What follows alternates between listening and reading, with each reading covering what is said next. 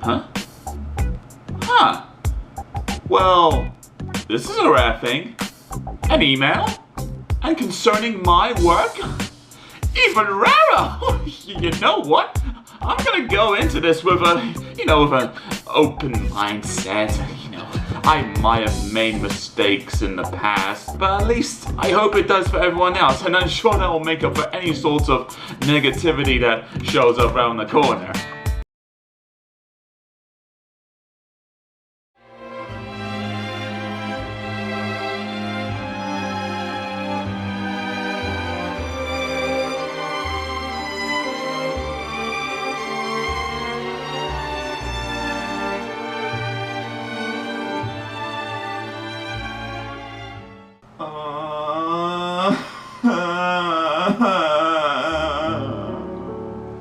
I'm sorry, every pony.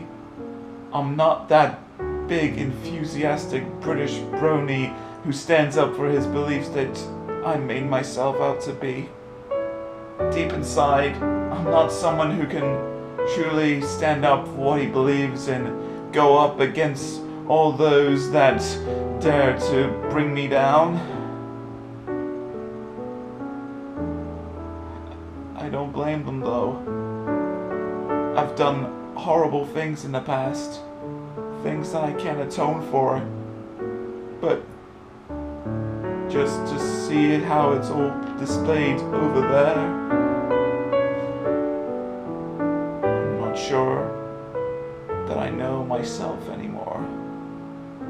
But friendship is magic. Hasn't let me down before, so maybe if I watch the next episode from season 3, things will look better. Maybe. Well, come on Netflix. What's the next episode?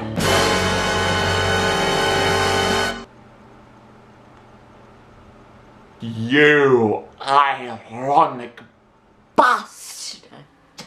Sweet tooth time.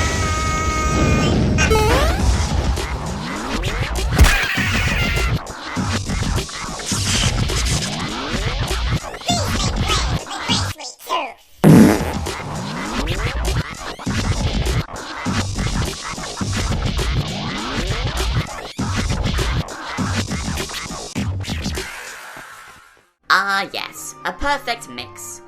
Grab some Cutie Mark Crusaders, then add some recycled children's plot devices and a bucket load of awkwardness that looks suspiciously like rotten cream cheese, and you have one bad apple with woes. With this in mind, I wonder if this will turn out as bad as putting your hoof down in terms of presentation and actions of certain characters, but one can hope for the better. So, starting off this episode is not a quest for a Cutie Mark. How daring. But awaiting the arrival of Applejack and Apple Bloom's cousin, Babseed. Can you see the shadow? I'm trying to put my 4 fingers on the shadow. Anyone get that yet? Shadow 4. Ow! And what luck! Babs doesn't have a Cutie Mark either! So she, Apple Bloom, and the rest of the Crusaders should get along like a house on fire, right? Well, children, if you look over to your left, you'll see the unlikable character that will create the quote-unquote drama for the episode.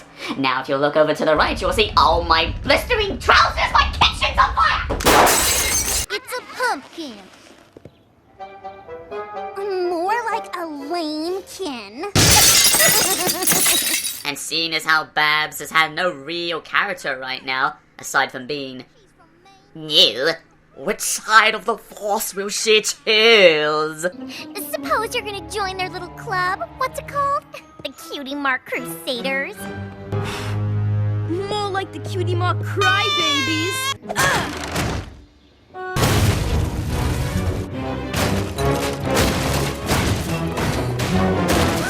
Looks like some pony's pumpkin just got squashed. It's making me think from, other evil bad guys from other things, like General Griffon from Star Wars. I would expect him to pop out of nowhere into this scenario and be like, no, not cool, bro. Not cool. I gotta be just a little bit fair of this in this circumstance. Unlike all those other anti-bullying episodes from other television programs, we at least see that Babs is not bullied just because, rather than to be popular and not be considered weird. Now, I can consider this something that most kids, if not all children, can relate to, trying to fit into everyone's eyes, even if it means not being to your true self. That at least I can get behind. But the fact is that we have to witness Babs acting like a jerk to the Cutie Mark Crusaders while they have song number what? We're afraid of bullies! We should probably stand up for our...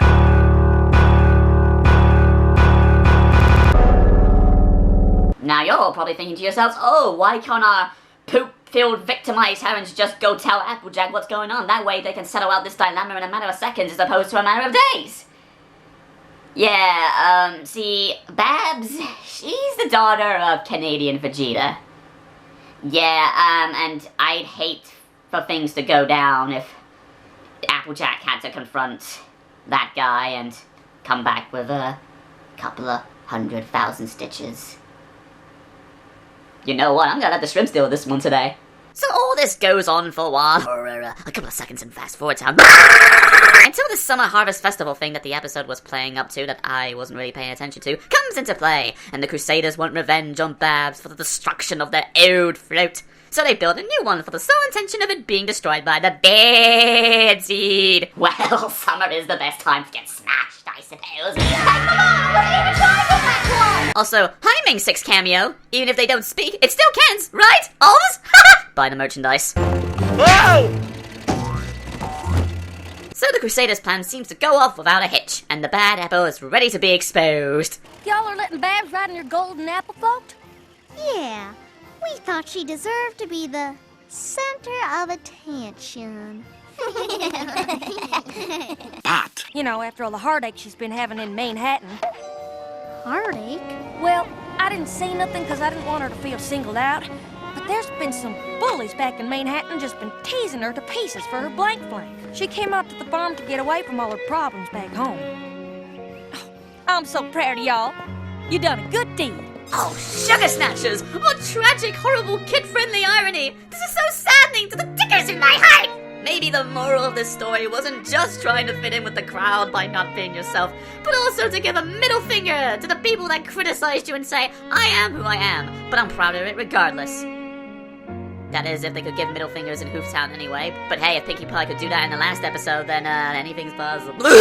Boy, Corn would be so proud that their recent hit was inspired by My Little Pony! You know what, speaking of, this calls for the proper song to be used in this scenario with the help from my good friends for nothing else except for this scenario. Chipmunks!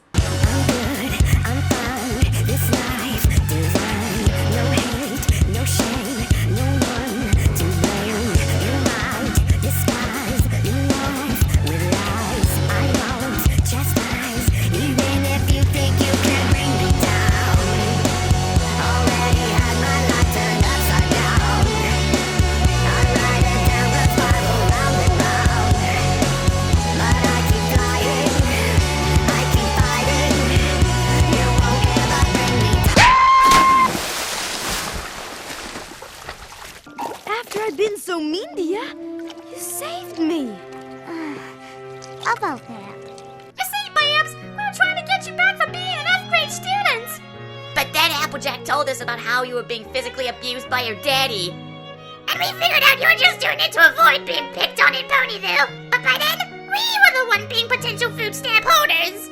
We're sorry. I'm sorry, too. You know, this all could have been avoided if y'all just came to me in the very beginning. That's what I kept on saying. Also, you're grounded.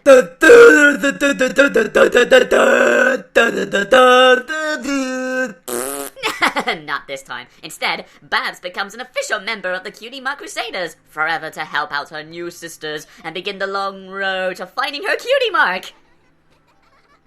And by forever, I mean one little cameo in a few episodes' time. Use your time wisely. Great! Now we're stuck here with these lame blanks. Hey, that's not how you talk to my friends. What's this? Friends? Yeah, you got a problem with that? Well, what if I do? What are you gonna do about it? Tell your mothers about your bad attitudes.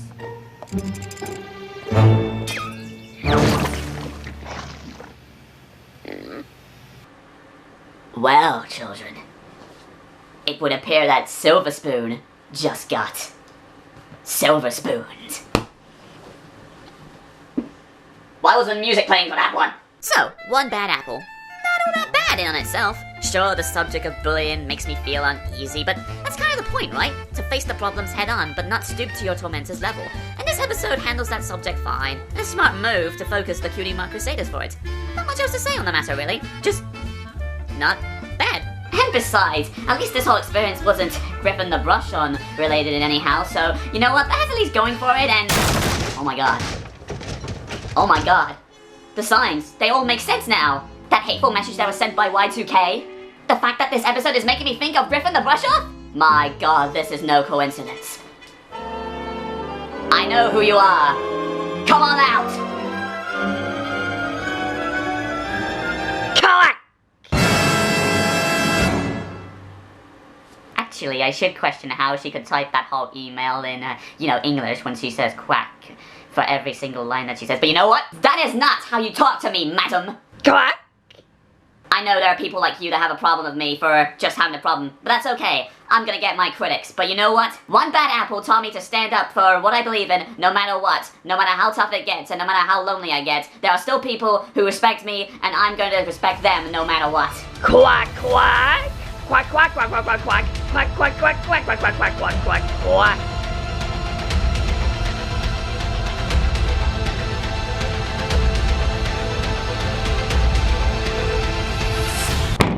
That's one less recurring joke to worry about in this world. So thank you guys for watching today's episode of Explaining His Magic. Be sure to like this video, comment in whatever you felt on one bad apple. And don't forget to sub-cycle, because you know what? It helps out the planet to be green. Like this trash can. See there? I make jokes. I'm funny. Also, I just realized I only worn my hat this whole episode, so you know what?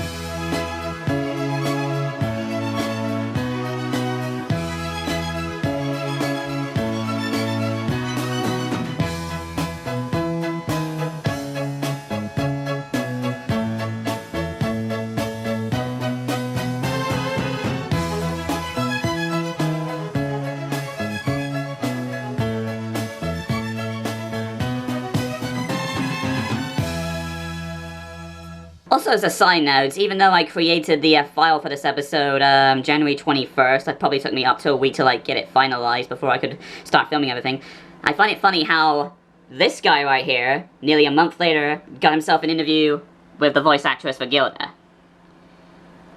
Call it a coincidence, call it whatever you want. All I gotta say is, quack. Bye.